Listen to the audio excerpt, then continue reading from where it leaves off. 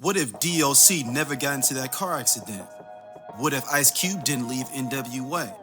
What if the game never leaves G Unit? What if Teddy Riley never moves to Virginia? What if we got that J. Cole and Kendrick album? What if the RZA would have never had that flood?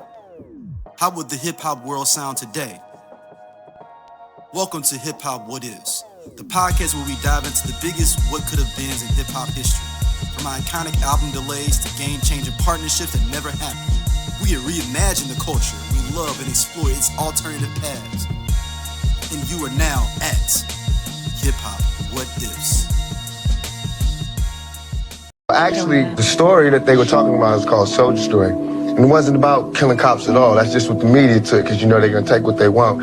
It was about somebody who was so scared of police brutality that he panicked when they pulled him over. They didn't talk about none of that. They just took what they wanted. The media generally has portrayed Tupac in basically a negative light.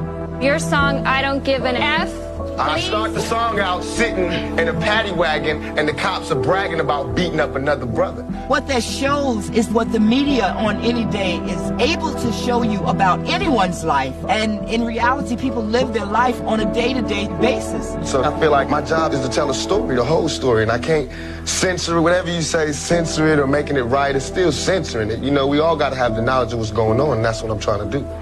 Okay, so you don't advocate cop killing? Not at all. I don't advocate violence in any way. I'm just curious as to whether the song that he was listening to had anything to do with cop killing, or... No, I just said I don't write songs about cop killing. But it did have the lyrics in there. Don't 6 of the songs on your album mention cop killing? No. Oh, that's not true. No, all my songs talk about true. police brutality and self-defense. Now that's something different. If we're going to talk about police, this man over here is in a really rough area, and he puts his life on the line every day. I got so much respect for him for that, but look, we have to live in the same neighborhoods without bulletproof vests, without backup, without walkie-talkies, without guns, without tear gas, without pepper spray, without batons. So now we have to fix the problem. Pac knew that media is a machine that you either work with it or against, so he worked with it. These people don't see it every day. No, but what I would like to see is for children in our country to have a better future than what you guys have. And that's not going to happen when he's repressing his generation and his people by saying they have no hope. What do you know about my people? I know a lot about your What do you people. know about my people? Just because you do charity, give No, I money, don't do charity wipe the or guilt give- away, does not mean you know about the young black man of today's society. What would you say is the answer to that? Violence? No, it's making music. It's what I'm doing now. It sparks dialogue, and that's how laws get made. That's how change get made. Welcome back to Hip Hop What Ifs. Sure, me and 12 Kyle dissect all the different random what ifs of hip hop. But before we jump into our topic, we got a special guest, man. He is LA's finest. Since we're having an LA topic, Cali topic, we had to bring him. Baylor the Great, Baylorism, meet the Baylors. Everything around Baylor except Baylor University, the actual university. That's Baylor. I actually got a follower that followed me just because they thought I went to Baylor. They asked me. No, I've never even been towards that university, but shout out. That's where Waco, Texas is. It's Waco. Right. That's where David Koresh. Mm-hmm. Yeah. They do tours out there for it. That's crazy. That's a cold dock. Yeah. It's outside the city. It's not even in Waco. It's like outside. It's like way outside. Yeah, that's crazy. Our history with Waco ain't too, Mm-hmm. Yeah. Ain't too good for us. For sure. Well, no, we're going to be discussing what if Tupac never signed to Death Row Records. Last one, and this is the beginning of me and Kyle have been doing a series, the Pac and Biggie series. The first one was where would Diddy be if Big was still alive? Me and 12 Kyle came to the conclusion he would still be in the clinker, regardless. Puff is a wild boy. Yeah, he is. It would be about where Biggie's trajectory. We moved into the idea of where Biggie's trajectory would go. Like, where would he be sitting at? Because Diddy's gonna Diddy. That's what he's gonna do. Right. But this one is the interesting one with Pac. So we set the scene here. We have the Quad Studio shooting that went down in New York in 1995. Pac goes to jail right after that for the situation at the hotel with him, Haitian Jack, and a couple other brothers, where it's just all messed up. He went to jail for that as well. And Pac is sitting in jail. Yeah. Sitting there for about, what, 8-9 months? A year? About a year? Yeah. Almost. Because Me Against the World comes out while he's in jail. Yeah. So Me Against the World, actually, it might be 94, actually. Let me make sure. No, he went to jail in 95, I think. 95, right. Yeah, okay. It was 95, yeah. Right. Yeah, because when he went to Dear Mom, because none of those videos for the album Me Against the World had a minute. No, he got out. I think he got out in 96. Yeah, he got out in 96. And that's when he dropped All Eyes on Me. Yep. Yeah. So he's sitting in jail and he gets a call from one Suge Knight. Now, I don't understand. This is something I've been trying to figure out. Like, how is he in jail, but then got convicted, but can get $1 million bail? I never understood how you already convicted. Yeah. How do you get out on $1 million bail if you already convicted? That would be before your trial, right? Mm-hmm. Yeah. I never understood that. Yeah, I don't remember how that went either. And the thing about it was, because we're dealing in a time where there was no social media, all we know is that he went to jail. Now, was he going to jail, or was he just? No, he was up in Clinton. Right. Yeah. So and as a kid, I'm like, so all you gotta do is just take a certain amount of money up there and get him out. Like, exactly. What's going on? So you think about it. If he did a year and then let's say, I don't know, maybe he got out on good behavior. I don't. That's. No, he was appealing his. I know he was appealing his conviction. He was appealing his conviction, but I didn't know you could get out of jail to appeal your conviction. Usually, you got to sit in there as you appeal your conviction. Well, we just had an artist in a similar situation. Didn't somebody NBA YoungBoy, right? Right, but he was he on appeal though? No, I don't think so. Yeah, that's what I'm saying. The Pac thing was weird because he was on appeal. Yeah, it says Tupac did serve time in prison. He was convicted of sexual assault and sentenced to 1.5 years to 4.5 years in prison. He ended up serving about 8 months in correctional facility before being released on a $1.4 million appeal bond. So that release happened. You could do that. Yeah, the release happened in October of 95. So the appeal bond is what got him out. Now, my question is, maybe other people could be getting appeal bonds, but they ain't got 1.4 million. Right. For the appeal bond, and maybe that's what it was. And for more charges, had to be. And you think about it, like that in 1995, that's a lot of money. Yeah, and the offensive lineman is bringing it. and I'm sure it was probably some conditions that Suge probably said, "Hey, he'll be under my watch. I'll take care of him," so forth and so on. And I mean, this was real faulty if Suge Knight is coming up there saying, like, I got him. I'm going to watch him. But you got to remember, D. You got to remember at this point in time, he's marrying Suge Knight. He's not the figure that we know of. He's going up in those people's courtroom like he's a businessman and he's being able to provide his money. I'm pretty sure he provided his financials and all of that stuff like that. So that probably paved the way. Somebody got paid then. Oh yeah, somebody got paid. It was more than the 1.4. But Suge was on probation, I thought, because the thing that happened when Pac got killed in Las Vegas thing that put him back in jail because he was on probation. But that was the whole thing. But that was later though. For him to get in 95, I could look it up, but I don't think Suge had run afoul with the law up until that point. What was Pac's probation? He was on appeal. He was on an appeal bond. It wasn't even probation. He had a sexual assault charge, and it said with the Ian Jackson situation. Yeah, he did. He was sentenced to a year. So technically, if he was sentenced to 1.5 years to 4.5 years, he did most of it. Well, at least if you say 1.5 years, he did 8 months. So it wasn't like he's going to be locked up for long. But they probably looked at it like, okay, well, we got this money. We'll let him out on appeal bond, and we'll give him some time, and it'll eventually come back to court. And if he shows, good faith and doesn't get in any trouble, maybe they drop the case. Because by that time, he would have at least served, some of that prison sentence of 1.5 years. So I'm trying to look serious. What's Suge's criminal record real quick? Yeah, to my knowledge, again, without looking it up, I don't think Suge had been in trouble with the law. 1995 in a 1995 federal court case, Knight pleaded no contest, was sentenced to 5 years probation for assaulting 2 rappers in the summer of 1992 at a Hollywood recording studio. Okay. So that's what I'm saying. And that don't sound far off. Right. Like Baylor said, you come in there with $1.4 million. It don't matter, right? Hey, man, it don't matter. We'll let him go. You going to take care of him? Okay, we got you. Yeah.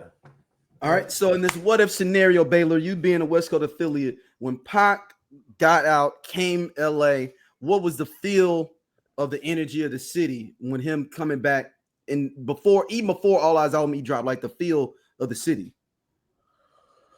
Well, it's kind of like getting Shaq in free agency. Or, you know what I mean? It's like Pac, man, he held the crown. Nobody held the crown like Pac held the crown in LA. You got the Eazy-E's, that's separate. You got the Nips and the K-Dots, that's they rank higher than him. But for that time period, he was the face of LA next to Q. So like that's a good comparison. It was like Shaq going to the Lakers. Yeah. Yeah, it was crazy. It was crazy. So was people seeing him around in LA at the time while he's recording, or he's just strictly recording? You think kind of feel it? What was that the kind of feel at that time? Well, I did hear, growing up around certain cats in Compton, when they did film videos and stuff like that, they would see Pac was very outgoing.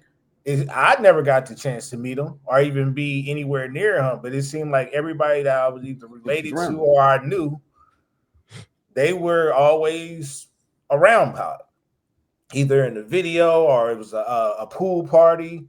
Some of them parties wasn't by the industry. Some of them parties was thrown by the homie Ray Ray. You know what I'm saying? You know what I mean? But and Pac identity in LA gave us a lot of confidence when we looked at the East Coast. Because even though they will say until this day they love LA, we like the West Coast, we never hated on the West Coast. We all clash. We all know that New York started hip hop or whatever. With creating hip hop, you create your own rules. And sometimes when other people adopt your creativity or dive into your creation, but change up certain things, sometimes that can cause a little friction. You know what I'm saying? But it's all a part of music. We stayed in our lane, they stayed in their lane, the South created a lane for themselves. And it just seems like we just have this distant cousin. We love each other, but I'm not, you walk in the door first type of relationship. You know what I mean? Exactly. But it's always respect. And we grew up listening to a lot of East Coast artists, including myself. If it wasn't for my older brothers and cousins that taught me about the Wu-Tangs and the Redmans of the world and stuff like that, like we was listening to Bad Boy even amongst in the thickness of the East Coast, West Coast beat. We were still listening to Big. We were listening to Bad Boy all the way. It's not like how today is where you have a division between the Drake fans and the K-Dot fans. I'm not going to listen to his music. We're not going to listen to their music. No, it was Pac and Big going at each other, and we still listening to everything Bad Boy was putting out. But I feel like East Coast cats was a little bit opposite, though. Yeah, they were. They were. Yeah, not just with y'all, like period, anywhere. Yeah, they were, because there's a level of bias. There's a level of it's ours and we letting y'all in, this type of thing. Yeah, I remember distinctly, particularly because at this time when all of this stuff was going on, I was in college at South Carolina State University, and we literally had a lot of New York cats that would be like, I'm riding with Biggie, fuck Tupac, fuck West Coast, fuck Death Row, the whole nine. And that shouldn't have been the case. But like personally for me, I was a fan of both. So I think even to answer your question, I think one of the biggest things was that it was definitely like a free agency thing, because we remember seeing on the 95 Source Awards when Death Row performed, they had a little hologram, not a hologram, but it was the empty cell. Yeah, empty cell for Tupac silhouette. And And so that was like, for a lot of people, that was the introduction that Pac, if he came home, that's where he was going. And I'll be honest, man, a lot of people didn't even think he was getting out of jail. So they didn't really think nothing of it. But once we got the word that Pac was out and that he had signed a death row, I mean, it was. I can imagine at that time for the older people, that shit felt like when Luka got traded to the Lakers. Man, listen, oh no, I remember it when I was. It was a big deal. I was a freshman in high school. It was like, what? Pac getting out and going to death row? Because it was that's how we got the news too. It was announced that he got out of jail, and it was announced that he signed a death row. I mean, like, so it looked. So then that in and of itself made Suge even bigger than life because he got Pac out of jail. Yep. And then the next thing we heard was that word on the street was that Pac was recording like crazy. They said he was doing 5 songs a day. And it's going to be a double disc. I remember reading that in the source. It's going to be a double disc. Told it was going to be a double disc. That people understand, like, you had never seen a double disc almost in any genre, not just hip hop. And let me tell you, when I first heard Ambitions of a Writer, it starts the album off. Yep. Great start off the album. I walk outside like move. Across the street. Like, you understand? He was, and you got to remember around that time, we getting the Dog Food album. You know what I mean? And so it was just, we got West Side Connection. It was heaven. Like I said, they had somewhat of what you would call a dream team because already Dre was there. You had Snoop, and they were already riding off the heels of the Chronic and Doggy Style, respectively. Then, like you mentioned, and Dog Food from the Dog Pound, and then to add Tupac, I mean, like it was a super team. It literally, like a sports, like how we talk about in basketball, the Death Row literally was a super team. So, and again, you've got the greatest at that particular time, the greatest producer in hip hop. I mean, so what could go wrong? I mean, we thought like it was really about to be on. You got Method Man on the track. Which is technically that's supposed to be on Dog Food 2. Yes, because they didn't even know that they were on the Pac's album until they opened it like we did. Yeah, nope. They were like I remember Redman was like, "Man, you on that Pac album?" He was like, "Yep." He said he ran to the store and he's seeing himself. He was like, "Man, I might have been high." He said, "I'm trying to remember when I did a song with Pac." Wow. But it was a song they took that because that Inspector Deck was on there, as everybody knows, and they threw the Pac verse on there because it was, that originally what it was going to be. But supposedly, Mr. Arado was supposed to have been for Dog Food too as well. Wow, that's crazy. Well, it all worked out though. Yeah. So if Pac talks to Suge Knight comes to jail. Pac says, "Nah, man, I don't know, man, I can't do this." Do we get the Tupac we have now? Where does his career go? Where does hip hop go, Baylor? I think he go back to the Bay. Ooh, okay. I think he go back to the Bay. I don't even think he touches LA. We don't get we're not getting To Live and Die in LA. We're not getting none of that. No Machiavelli. No, I think the only 2 options he have, and I think by that time No Limit have left the Bay to New Orleans. So I would say he would have to go anywhere between the Bay or No Limit. And No Limit, I don't think fits his style. I think he had the money yet either. Yeah, they didn't have the money either. But I'm saying as far as the sound though, when I think of No Limit Records, I know what I'm getting from Amia X. You know what I'm saying? Okay. I know what the sound is gonna sound like. So, but when I think of Sick With It Records and I think of maybe Pop. The I Only Listen to 90s Music podcast is a show for 80s babies who were 90s kids. If you were a No Limit soldier, then this is your show. If you believe that Cash Money is not an army but was a Navy, this is the show for you. If you and your friends ever tried to sing a song written by Escape In Vogue, Shy, or Voiced Men at a talent show during middle school, this is your show. The I Only Listen to 90s Music podcast is a bunch of 80s babies talking about all the songs and things that we loved when we were kids and teenagers. So if you went to the skating rink and you were at a lock-in, this is the show for you. If you think that Tevin Campbell was the original Prince of R&B, this is the show for you. If you don't understand the conflict between Monica and Brandy, but you're kind of on Monica's side and understand why Brandy got punched,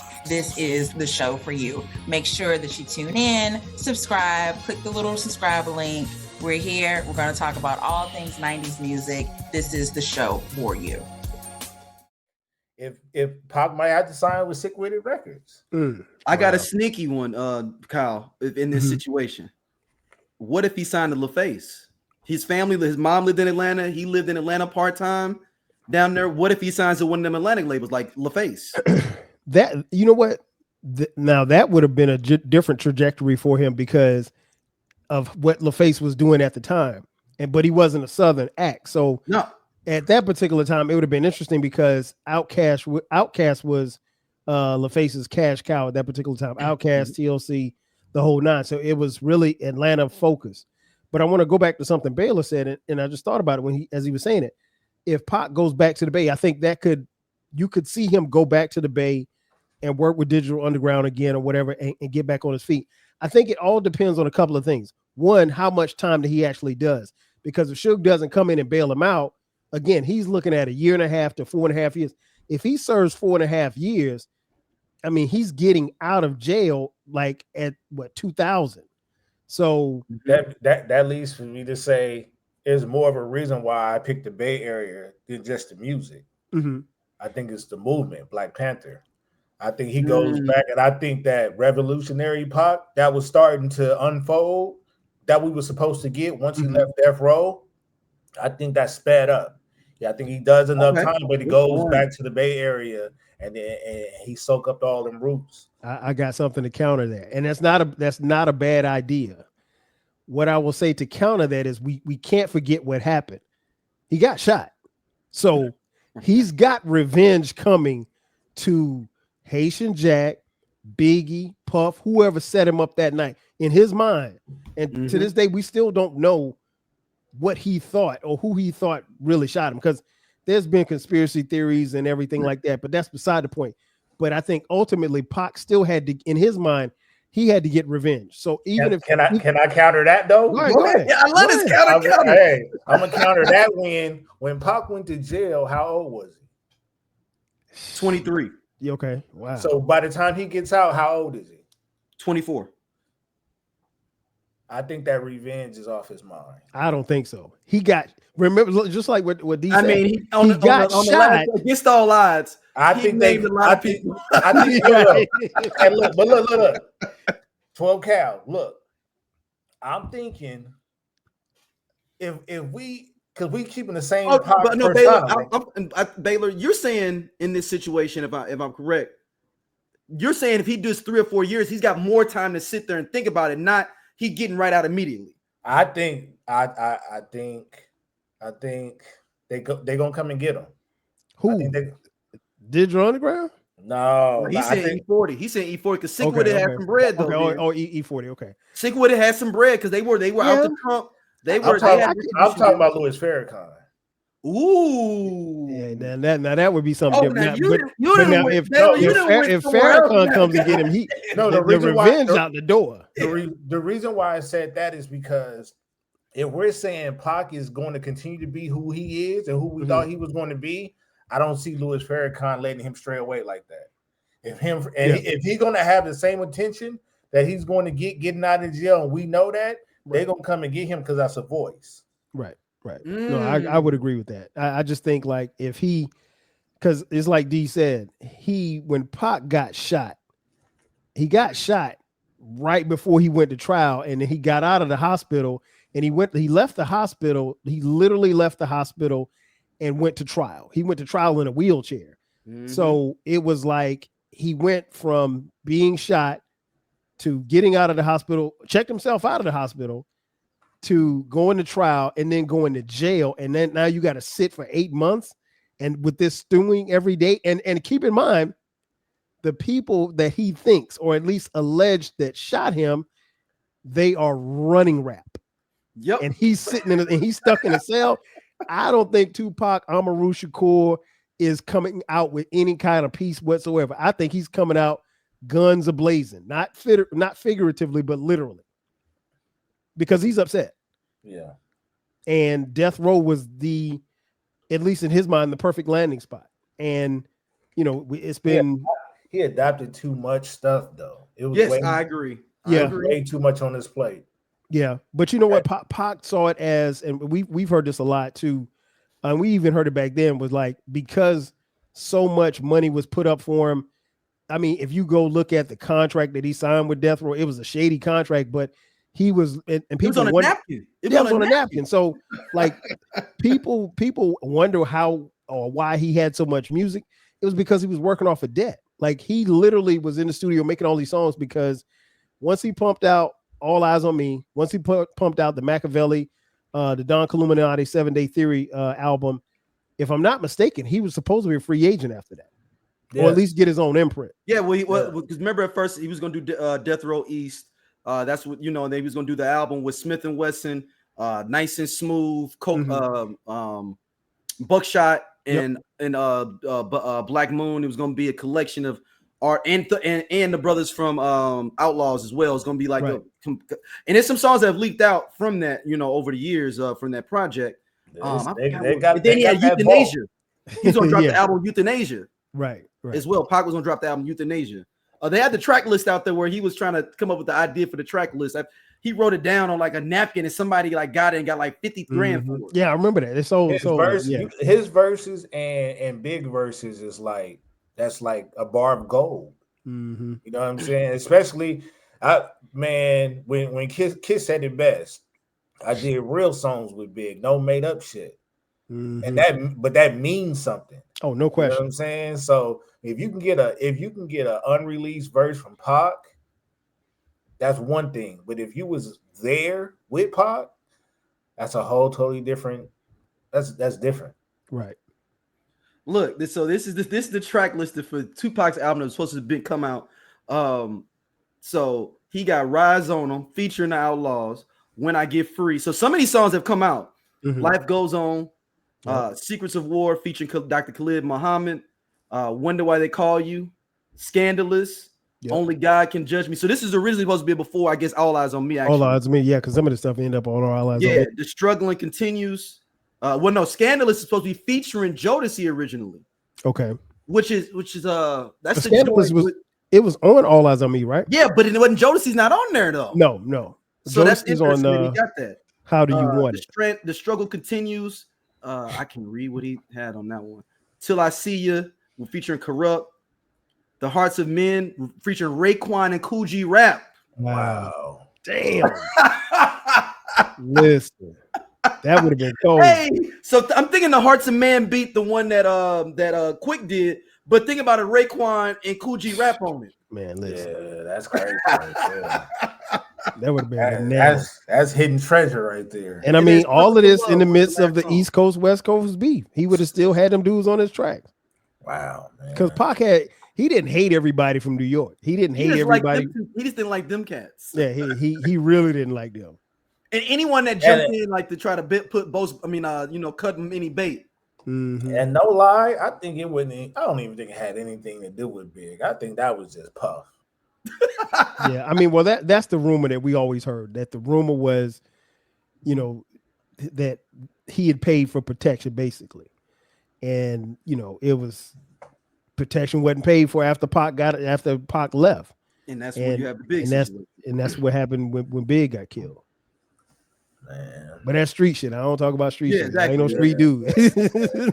That's just what we heard. And it's always interesting, man, because even after all of these years, I mean, bro, we coming up on 30 years and we still don't have a lot of answers as to what happened to Pac or why it happened. Same with Big. And it's, as a hip hop fan and as a fan of both, it's still kind of tugs at your heart a little bit because it didn't have to happen. Let me ask y'all this question. Mm-hmm. If we if we go to scenario, either scenario, my scenario or 12 count scenario, we don't get certain songs. Oh, of course. Oh, hit them up doesn't happen. No, never happens. Yeah. I'm talking about that one B-side song or that one song that just it's kind of like DMX slipping. Like not too many people got a record like that. Oh, you know, I see what you're saying. You're saying like the joints where it's really like he really digging into his soul. The shit that you listen to when you depressed. Yeah, yeah. Because who do you believe in? Let me tell you. Yeah. Hey. Off of an edible, bro. You close your eyes, you wake up, you don't know where the hell you at. It's butterflies, clouds. You see dinosaurs flying, dog. That track right there. Who do you believe in? Dinosaurs flying. That's wild. Or No More Pain. Come on, man. Pain is my favorite Tupac song. It's my favorite Tupac song. No, I mean, he's still, I think, you know, and I may be getting a little bit further ahead, but I mean, go ahead. He if he doesn't get to death row, he's still acting. He's still an activist. He's still, imagine Tupac when Obama was running for president. Imagine what he would be saying to the people. I can't look. That's what I'm saying, man. Like when I think Baylor, are you saying his music would have suffered? Or are you saying basically his music would have suffered? Now that I'm thinking about it, because I was the whole time since we came up with this, since y'all had invited me to this platform for this topic, I kept thinking the Bay Area. But now that I'm thinking about it, him spending that time in jail, the full sentence. If he has that voice still, and we know he has that, he turns down the bread from death row, whatever the case may be. I don't think he gets past Louis Farrakhan. I really believe. So no music. You're saying no music. I'm thinking no music. Ooh. You know, I think he still will do music, but you make a great point. I want to go back to something you said, because if he serves the entire sentence, he's coming out, you know, later is 2000. We're assuming that, you know, Biggie's still alive the whole nine. And I want to kind of retract what I said earlier.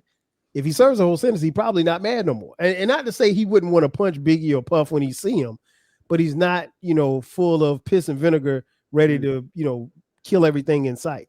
And that's not to say that that's how he felt, you know, once he came home and signed with Death Row. But it was just like, I think, like you said, to your point, if Farrakhan gets hold to him, or if he goes back to the Bay and taps into his Black Panther roots, I think we get a different version of Tupac. Maybe we get the Tupacalypse now, strictly for my niggas, Tupac, the retrospective, you know, revolutionary. His production gonna sound different. Oh yeah, I would say it's not going to sound as clean. Like if you listen to Pac's albums before All Eyes on Me, they don't sound as engineerily cleaned up. So you don't get quick there doing your engineering to clean it up. You don't have Dre there cleaning it up, Daz, and it because if you listen, it sounds like crystal clear and polished. All Eyes on Me sounds like professional comparatively to his Dre. It better be. That's his top grossing album. Yeah. Right, but I'm talking about just the who was working around it. Your engineering in the Bay, there's no disrespect there, but it's not going to be on that top tier level of your engineering of your resources. That's his off the wall. right. Yeah, that's his off the wall, and I think Machiavelli is his thriller. Machiavelli. People, do yourself a favor. Go back and listen to Machiavelli. That album, start to finish, I personally enjoy it more than All Eyes on Me. All Eyes on Me is a bigger record, but the Machiavelli record from start to finish, crazy. Yeah, that takes me back to, I think that was like 7th or 8th grade for me. It's 97. Yeah, and I don't know how it was for you guys, because you guys were young, because I'm a little bit older. No, I was in high school then. I mean, I was driving then, 97. Okay. I was driving. So but it's like, even for me being on a college campus after Pac died, man, you could not get away from his music. Period. Like, no, I agree. Pac was one of the few people that in his prime ran radio, and once he passed away, he ran radio even more. Like if you didn't like Tupac's music, there was no way you can get around it. It was going to be in your face. I'm even crazier. When I got to college in 99, 2000, all those, and I don't remember those Machiavelli mixtapes that were dropping. Oh yeah. Like Machiavelli 1, 2, 3, 4. Those are running, and that was another 2 or 3, 4 years that he was still in people's minds. Then the Poe Thomas albums coming out. Like you had to like 2010 that Pac was around. Yeah. Once he passed, it like Baylor said earlier, getting your hands on a Tupac record or getting your hands on a verse where he had spit something, I mean, it was like gold, because we knew that we knew while we knew that he recorded a lot, that stuff was in high demand.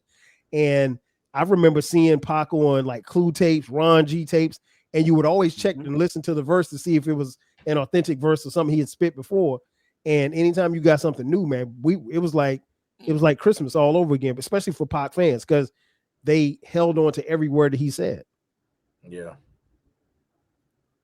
Yeah, it's interesting you said that you think there's no music. That's an interesting take on it. No music. I mean, look, like I said, I think it's almost like if you turn left or if you turn right. I think if he turns left and he goes to the Bay Area, I agree.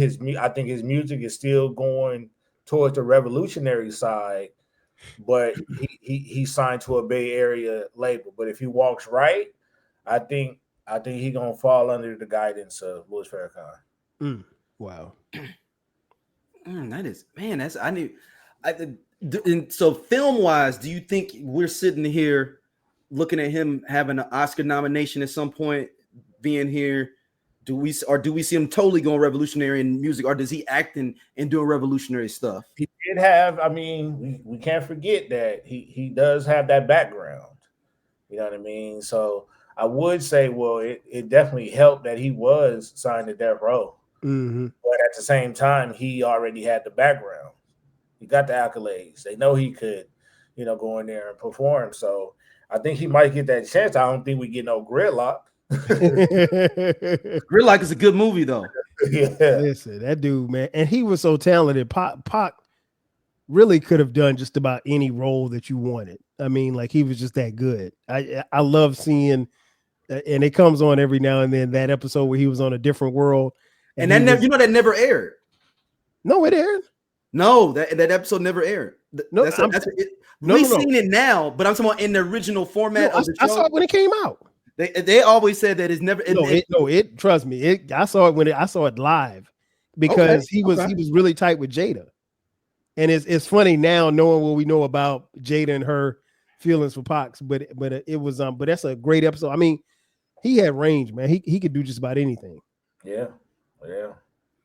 And then it's in Baylor. So on LA side, how do you think LA would have transitioned if Pac didn't come to Death Row? Where would LA have transitioned and kind of moved around? Or what do you think that kind of would have went? I think the spotlight still would have stayed on Q. You know what I'm saying? Seeing if we still have the Friday franchise popping off. And I think we just focus more on that. Probably other West Coast artists come out, but I think there's a lot of artists that we don't ever see. Like a lot of known legends that we don't. I don't think we get an Eminem if Pac is still alive. Ooh. You know what I mean? Yeah. Or at least I don't think Eminem career takes off like that, because even though I don't have Pac back into the music industry, I think a lot of stuff shifts, because we don't have an East Coast West Coast beef. Mm-hmm. Big is still here. Who's to say where his music go to and how it transcends? We don't know what Big sounds in 2000. Mm-hmm. You know what I'm saying? So it's like, it's hard to say. A lot of people figure if we heard Pac rapping in the 2000s, like, what could he possibly be rapping about? Whatever, the older rappers are rapping about now. I mean, his life. I mean, but the thing is, I think the thing that separates Pac from all the other legends is he was rapping. It's like some of his track was being rapped by a spirit. Right. It's like he rapped. A lot of people said he rapped like he's either been here before or he know he's on his way out. Mm-hmm. You know what I'm saying? So I think that's what separates him. He wasn't the biggest guy, but he had a voice that could command the room. Right. You know what I mean? So that's why I think his influence. Yeah, I mean, we talking about the #1 draft pick right here. Definitely. You know, he got that phone call like, "Hey, you got 50 million in your account already. Don't even bother working out for those other teams. You're going." Facts. So do you all think that the ongoing, if Pac doesn't go to death row, do you all think that ongoing beef that was already brewing between Puff and Suge is still simmering or going on, or do you all? I think Dog Pound, Dre, and them, they are highlighted more because you just took a huge piece out. Snoop Dogg probably never leaves. He might be, and it's hard to say. It is difficult to say as Snoop would probably be. Yeah, but it's like, yeah, that's two Hall of Famers right there. But the focus would shift on Snoop. You know what I'm saying? They literally had to share that spotlight. Two of America's most wanted. Yeah. I think it seemed Pac came in and he took over the label, man. This felt like it was just we doing everything for Pac. Did anybody else even drop while Pac was on? I don't think nobody else on Death Row dropped while he was even there. No, they well, his time on Death Row was what, from 96 to 97? 97? No, 96. Just 96. He dies in 96. Oh, yeah, 96. Yeah, you're right. So maybe 8 months. Pac did so much. You think he been in the industry for That's a great point. That's a great point. He just did a lot, and then you seen the different steps to his career from like the very beginning in the Bay Area where he's a hype man. Now he's this guy this is free agent getting out of jail, and then you sign into one of the top record labels, not only on the West Coast, but in the world. It's crazy when you think about it because, like you said, his time just wasn't, it seemed like it was a lot longer than what it really was. Because if I'm not mistaken, his first album, Tupacalypse Now, came out my freshman year in college. And that was 1991. By the time I graduated in 1996, he was gone. He was gone. He died in September. I graduated in December of 96. So, but it trust me when I tell y'all, it didn't feel like that. Like it literally, that 5-year span felt more like 20. Same for Big. I mean, Big's time was even shorter as far as on top and being here. Very short period of time, relatively speaking. And you blink and they're gone. And you couldn't have never told me back then that Pac and Big wouldn't live forever. Because none of us never saw any of this stuff coming. No. And it was still hard to process. And I always think back to that day that Pac died. And information came so sparingly, back then, because again, we didn't have the internet. It's 1996.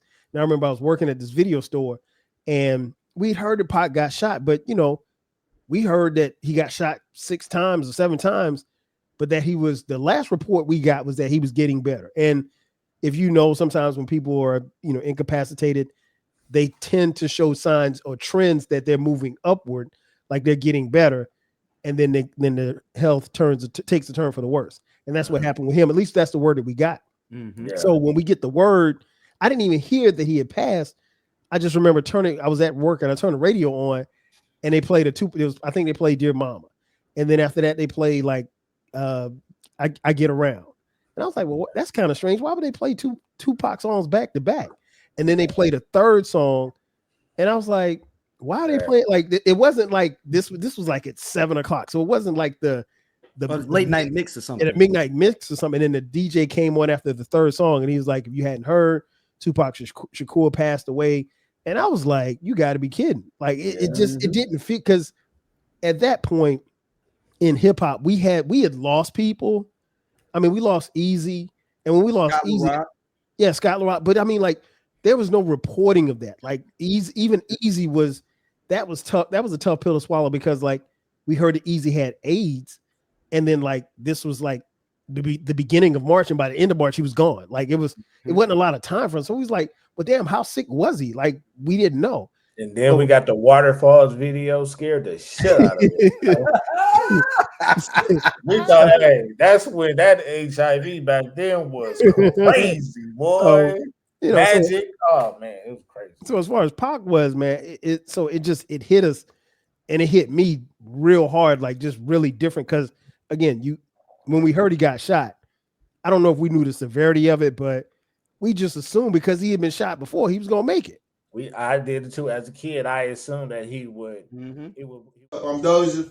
They sleep. Yeah, we part of Just Posted Podcast, man. The best show on this network. Come on, check, girl. Seriously, man. Just Posted.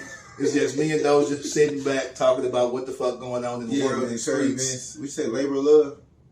He said labor of love. I ain't say that shit. Shout out to you know what I'm saying, everybody coming to watch though, man. We really appreciate y'all. Holla at y'all later. Hey man, this nigga just tall for no reason. I'm gone. And he do regular jobs. Don't forget that.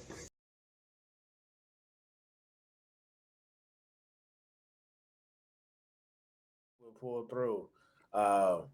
But and the world, the city was shook up. It was shook up, but hip hop was shook up. It was shook up for it was shook up for a very long time. The sadness in LA, we got 3 of them, and they all bad. He said they all bad. They all. When I tell you, it literally Pac. We had Pac, Kobe, and Nip, right? All 3 of those. The next day you went outside, you could feel it. You could see it. You had people wearing their Kobe jerseys damn near every day, right? You see the murals on the wall. You know what I'm saying? And it's like, it feels eerie. Yeah. It just feels eerie. But you just know, like, damn, we just lost one. And Pac he was bigger than LA though. That's the thing. We claimed him, but we knew his influence, you know, it was worldwide, especially when you hear a lot of East Coast artists say, you know, Pac is in my top 5. Or Pac is one of my favorites. You know what I mean? The relationships he had over there. And I think that's where some of them, the ones that didn't accept him, I think that was just like pain, knowing that that's technically you one of us. Right. But your allegiance and your loyalty lies to this coast. Not only that, is just the Bay Area and LA. Yeah. And it was, to your point, it was a lot of dudes. I know a lot of dudes that when Pac passed, it left them in a weird space, because particularly those who were really, really riding hard for Biggie, they were riding hard for Biggie, but they didn't want Pac to die. You know what I'm saying? So when he died, it was like, damn, I can't be. I was mad at this guy, and we've had conversations. I had conversations with a lot of homies. Like, it was after he passed, they realized how dope he was. And they was like, man, you ever heard this Pac song? I'm like, man, you ain't never heard that song before. Oh, man. I was like, he's like, man, that song been out 5 years. Oh man, I'm just not. I'm going back to his music because I shitted on him because I thought Biggie was my guy. So I said I wasn't going to listen to him. I'm just going to listen to Big.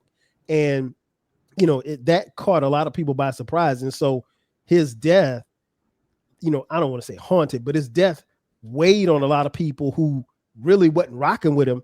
Because I'll be honest, there are a lot of people nowadays that will tell you, particularly my age, who will tell you they love Pac. They didn't like Pac when he was alive. And it was strictly because of the East Coast, West Coast stuff. It wasn't because of the music, because you couldn't deny the music.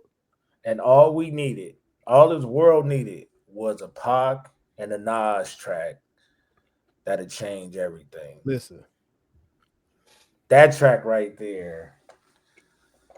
And I'm talking about after everything, after the turmoil. Like, hey, honestly, Baylor, we could have gotten a Pac and Biggie track.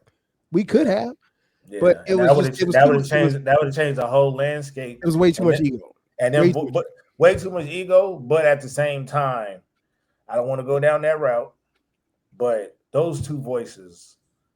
Are you saying or Baylor? You finna say is it one of those situations like, I don't like that guy you with Biggie? We could get back together, but I don't like that other guy. Is it one of them situations? It's one of those, man. That guy with you in the video. He's stopping us from working together. Yep. And it was really ego. Go ahead, D. I'm sorry. So something I'm thinking that I think I'm going back in my mind, because I'm thinking of the Bay Area situation and Nation situation that was brought out here, or just strictly going to acting. Y'all have to remember, he was seriously in debt though too. He was. He had the $300,000 lawsuit from the gun incident at the fair.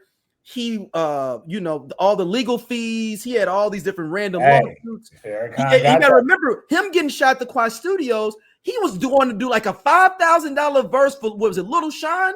Or somebody random, because he needed $5,000. I mean, he just needed $5,000.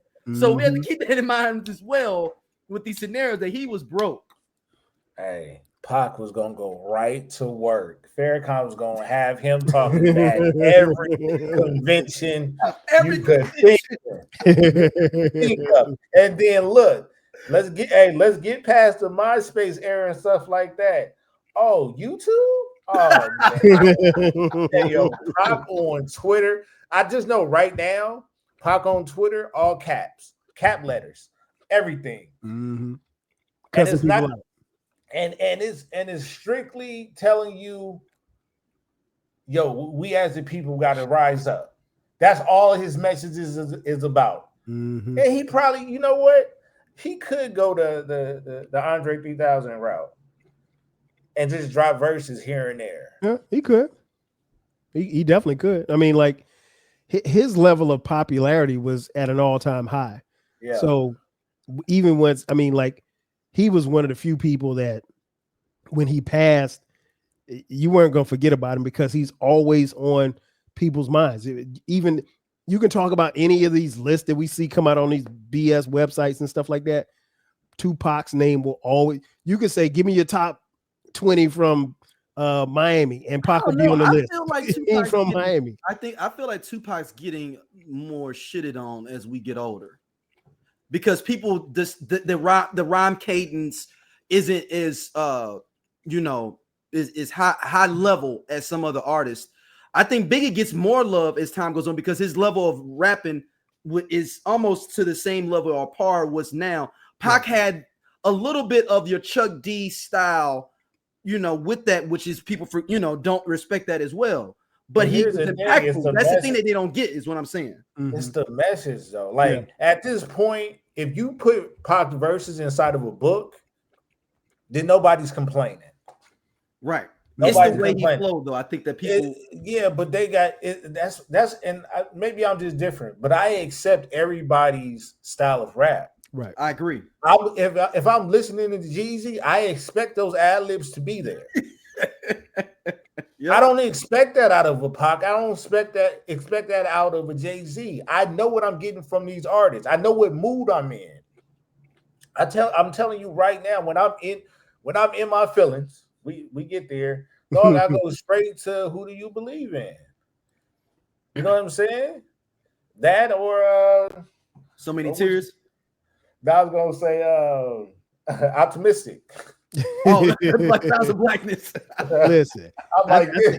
He's got so what it is, D, I think, is Biggie obviously is more lyrical, but Pac, you had to feel his music. And for some, maybe the younger generation, maybe because they weren't there, those words, at least to us, they resonate and they jump off the page. Go listen to Hail Mary. Just listen to his verse in Hail Mary. I mean, even for as crazy as the diss record he did to Biggie. Now, personally, I think he should have left everybody else off and just focus on, just let him do it himself and get busy. But you had to feel Pac, like his words resonated with you. He wasn't just putting words together. He said, "You never take me alive. I'm getting high with my 4-5 cocked on these suckers. Time to die. Even as a youngster, causing ruckus on the back of the bus, I was a fool all through high school, kicking up dust." If you lived like that, or if you knew people that lived like that, that shit resonates. Yeah. It wasn't just typing on a computer. I mean, so I'm not saying that a 20-year-old wouldn't feel it, but a 44-year-old would feel it. A 52-year-old would feel it, because we either grew up like that, or we knew people like that, or we were surrounded by people like that. Give me a Common and Pac track with a Kanye produced beat. Oh my God! See, now I think that Pac would have probably fought Kanye by now. I think that he would have fought him even before he did what he was doing now, because I could just see Pac just not liking a dude like that. Oh, of course. But you know, even back when we were championing him, I'm saying back in 04. But like, you know, that's the beauty of Pac, because I think in a positive way, Pac would have been a gatekeeper. Give me a verse on Slipping. DMX and the Pac. A lot of the stuff that we've, as we've gotten older in hip hop, let slide. You know, like you mentioned earlier, D, about some rappers that are here now that wouldn't have been around. Mm-hmm. Pac wouldn't have let that go down, because he would have called him out. Man, y'all listen to this bullshit. This is bullshit. Well, the money would have went towards that way though. It would have, but I think the thing is, like, and I know we've all seen that clip of I'll just use DMX, God bless the dead. That clip where they asked DMX about Drake. He was like, I don't like Drake. He's like, I don't like the way he rap. I don't like the way he talk. I don't like, you know, that's Pac times 7. Right. So there would have been a lot of people that would have, you know, come up, and Pac would have just been shitting on him, like, and not as an old head, but just like, nah, this ain't rap. There was a level of standard that his generation kind of held tight to people, and you just couldn't get on the microphone and just be putting words together. It just didn't work like that. Now I'm gonna push back on the counter with this. Okay. Towards the end of Pac, he was getting more jiggier. Videos, throwing money. You remember in the behind the scenes for California Love. Hey, right? John Moo, you know, he's sitting there with the money, you know, hey, sure, but they want 1, they want 2. Because he come in the money by then. So now, could Pac have went that route? He wouldn't have. No, he would. He or is that because he's on death row? Yeah, he definitely would have been. No shiny suits. Right. Oh no, he wouldn't have been no shiny suits. Basically, we wouldn't have got the money counting Pac in the desert if in this what if scenario if he didn't go to death row.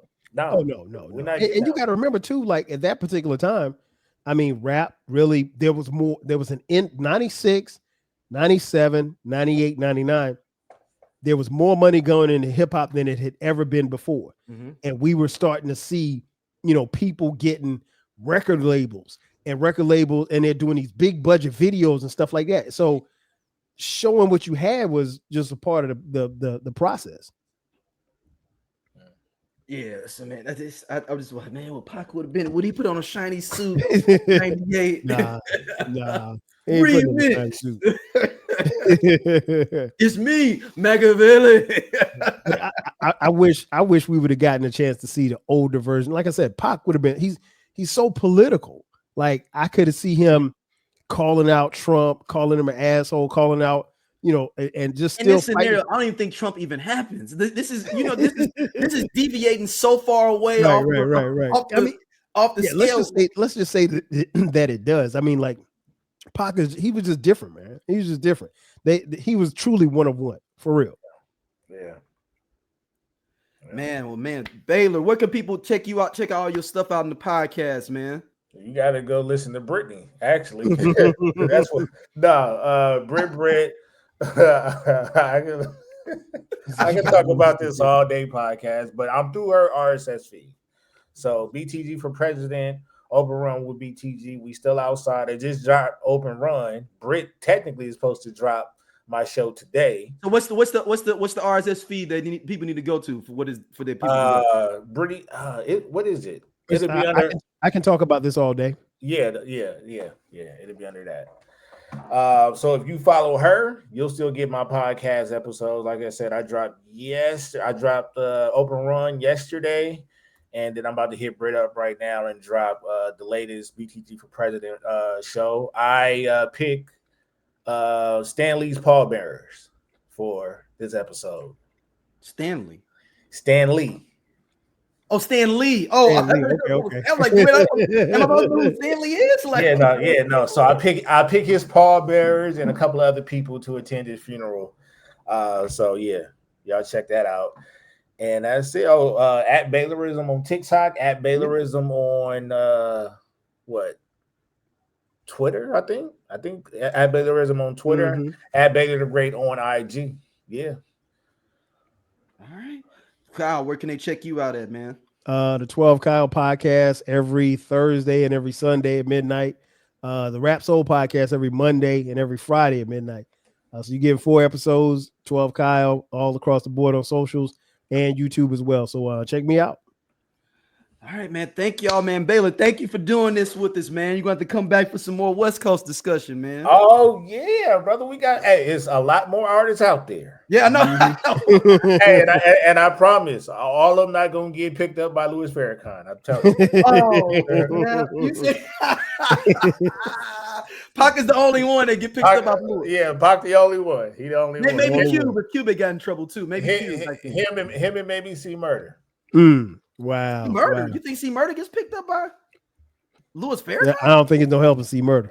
I was like, C Murder? No, I don't C Murder got a real case. Yeah, exactly. It wasn't no SA. It's a real case. That's life.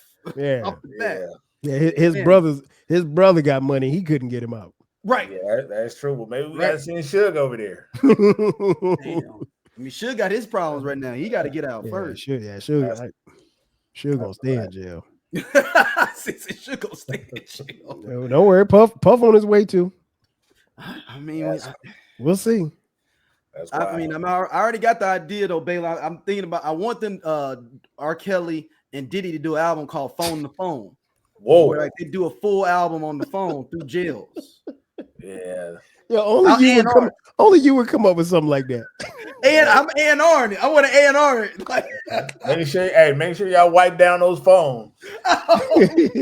Hey, number baby oil. Baby oil all over the place. I'm just saying, in the album cover, they both in the glass looking at each other. Man, phone to phone, man. It'll go double nickel. Y'all ain't never heard a whole rap album over the phone by 2 rappers over the phone?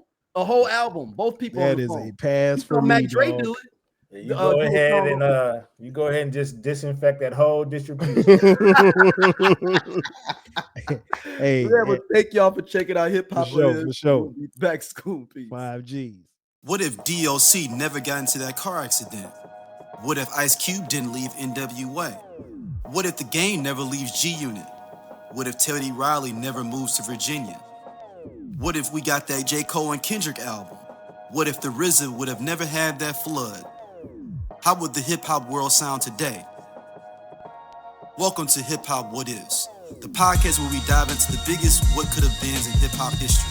From iconic album delays to game-changing partnerships that never happened, we reimagine the culture we love and explore its alternative paths. And you are now at Hip Hop What Is.